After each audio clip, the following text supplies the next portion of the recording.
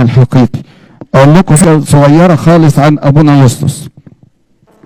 انا مش عارف طبعا عندكم هنا في امريكا، لكن احنا عندنا متعودين ان احنا بننور شمع. اما تروحوا مثلا واحد يبقى عنده مشكله او عنده اي حاجه يروح ينور شمعه قدام ايقونه العذراء، قدام ماري جرجس، قدام ام انطونيوس، قدام اي حد من القديسين، ويطلب شفاعته. في معجزه بتوضح ايه هي الشفاعه بالظبط، وايه عمل القديس، وهل القديس هو اللي بيشفي ولا لا. دي حصلت مع ابونا يسطس.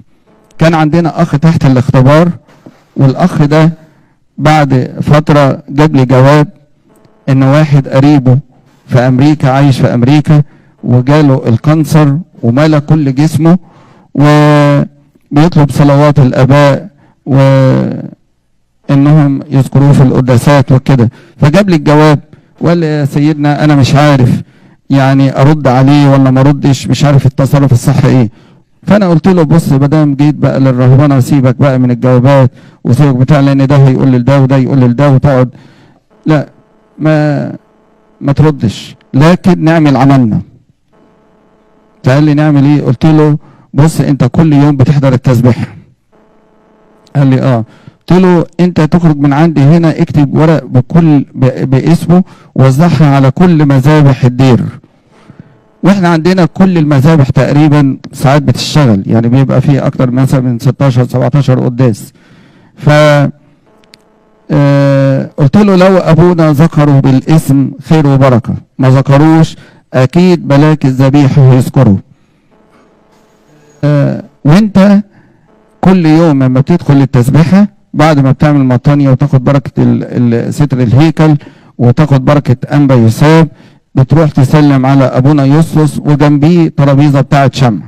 فكل يوم تنور له شمعه باسمه، كل يوم تنور له، وده كده يبقى بتذكره في الصلاه وتذكره وتذكره في صلواتك ونصلي له. فقعد بتاع شهر 40 يوم، وبعدين طبعا هو ما بعتلوش، وبعدين قريبه ده بعت جواب وجاب لي الجواب، والجواب بيقول قريبه ده كان قرا نبذه صغيره كانت طلعت عن ابونا يسطس حتى قبل الفيلم.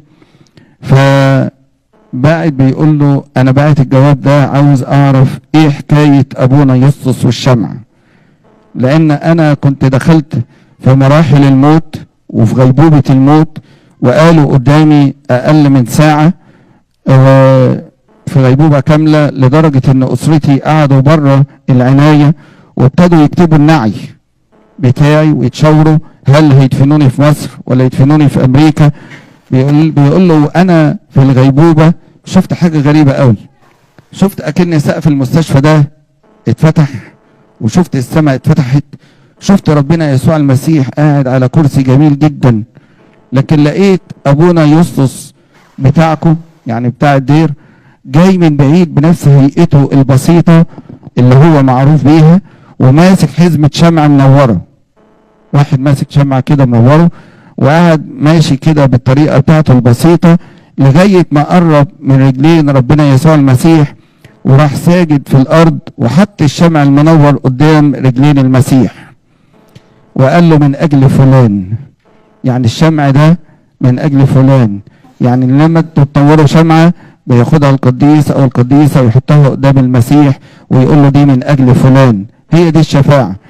فبيقول بصيت لقيت ربنا يسوع المسيح بص له وابتسم وقال له ليكن ليك طلبتك. بيقول مجرد ما الكلمه خرجت من فم ربنا يسوع المسيح بصيت لقيت السماء رجعت زي ما هي، المستشفى رجعت زي ما هي، وانا قايم عمال باعلى صوتي واقول انا خفيت انا خفيت. ابونا يسطس طلب من المسيح والمسيح شفاني، ابونا يسطس طلب من المسيح والمسيح شفاني.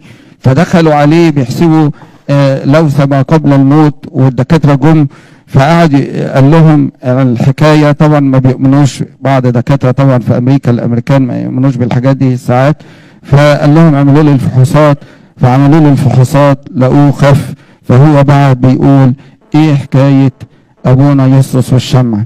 الشمعة اللي بتنوروها في الكنيسة اللي بتطلبه، الطلبة اللي بتتشفعوا بيها بالقديس بياخدها القديس وينقلها لربنا يسوع المسيح، وربنا يسوع المسيح هو اللي بيعمل وينسب الحكاية لأولاده القديسين.